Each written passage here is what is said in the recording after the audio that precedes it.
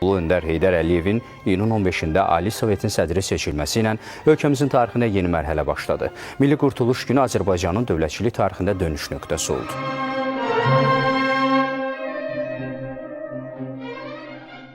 Biz Azərbaycanda ictimai-siyasi sabitlik yaratdıq.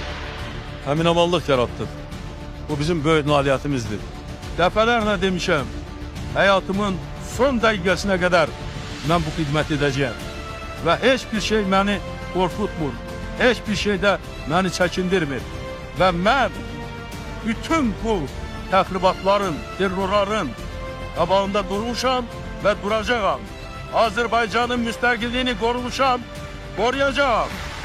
Əgər hansı bir namərd gülləsi, hansı bir terrorçu gülləsi məni həyatdan götürərsə, mənim özüm də, mənim evlatlarım da müstəqil Azərbaycanın yaşaması yolunda qurban olmağa hazırım.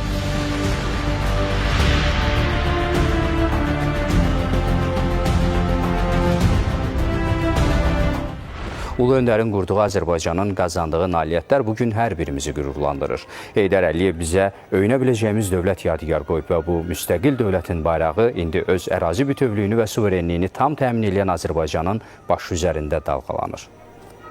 Bəziləri bizə inanmırdı, bəziləri ehtiyat edirdi, bəziləri təxribat edirdi.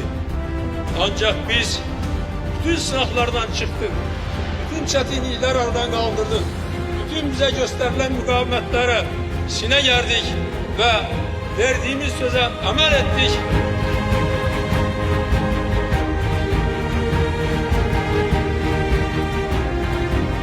Əgər Heydər Əliyev xalqın tələbi ilə 90